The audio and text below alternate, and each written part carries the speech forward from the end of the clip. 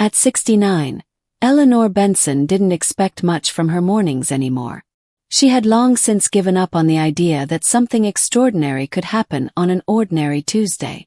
Her days followed a strict rhythm inside the quiet, ivy-lined brick cottage she'd lived in for 32 years. Since Harold died, mornings had become less about waking up and more about simply starting again.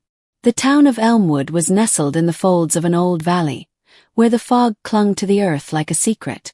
Eleanor knew every face in that town, or at least she used to. Now, the world moved faster, and she watched it through her window like a woman watching a stream pass by without stepping in. Her garden, once the crown jewel of the neighborhood, had become her silent partner in solitude. She still kept it alive, planting petunias and basil with practiced hands, but the joy that used to accompany the bloom of spring had faded. What remained was a quiet loyalty to things that still grew despite everything. One morning in early October, Eleanor opened the curtains to see her reflection before the world, bathrobe hanging loosely on her shoulders, hair tied in a sleepy bun, and eyes that still searched the morning mist for something undefined. She sipped her tea slowly, watching the dew gather on the windowsill when a flicker of motion caught her eye. A woman, maybe in her early 40s, was walking a golden retriever along the sidewalk. She stopped in front of Eleanor's house and pointed to the flowers blooming wildly near the fence. She smiled. Not at anyone. Smiled. Then kept walking. Eleanor felt something stir. She hadn't realized how much she missed being noticed. Not in the glamorous, youthful sense, but in the simple way a person glances at a home and understands something about the person living inside. That moment stayed with her longer than she expected. The next day, Eleanor wore lipstick. Just a little. Then she did something she hadn't done in over a decade. She opened the chest in the attic. Inside were canvases, still smelling faintly of turpentine and ambition. Eleanor had been a painter once. Not professionally, but seriously. Her husband Harold used to call her brush her second voice. After he passed, that voice went silent.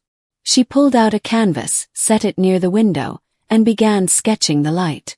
For the next 2 weeks, Eleanor painted every day. She didn't tell anyone. She didn't know anyone to tell. But with each brushstroke, a part of her came back. The part that used to get up early to catch the morning light. The part that wept with the colors of autumn. The part that laughed out loud while cleaning her brushes. Eleanor wasn't painting landscapes. She was painting memories. She painted Harold in the garden. Her son Thomas when he was just 5 chasing fireflies. Herself in a red dress she hadn't fit into in 20 years. She cried once, deeply, while painting the porch swing that no longer stood in the backyard. Then one morning she did something even braver. She took one of her new paintings, an abstract burst of orange, green, and dusk blue, and placed it on an easel by her front window, facing outward. That same woman with the golden retriever stopped again. This time she leaned in. She looked for longer. She nodded. And then she left a small note on Eleanor's mailbox.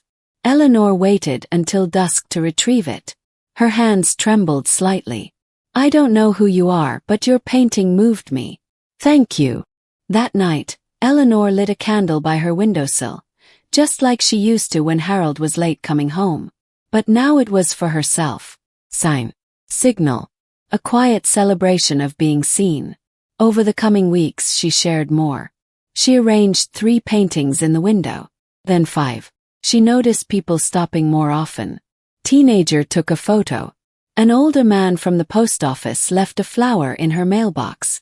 A local teacher asked if she'd consider visiting her art class. For the first time in years, Eleanor opened her door not to step out, but to let someone in. The day she visited the school, she wore a scarf with pink peonies and a smile that didn't hide its lines. The children asked questions she hadn't thought about in years. What do you paint when you're sad? One little girl asked. Eleanor paused, smiled, and said, I paint light, even when I can't find it. Her world widened slowly. She started visiting the farmer's market again, walking through the park with a sketchpad. She didn't speak much, but people noticed her. They smiled. They wave. She became the woman who paints the town in the colors no one else sees. On her 70th birthday, Eleanor opened her garden gate and invited anyone who had ever stopped to look at her paintings.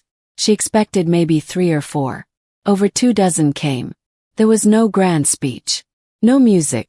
Just easels, tea, and silent gratitude. The woman with the golden retriever came too.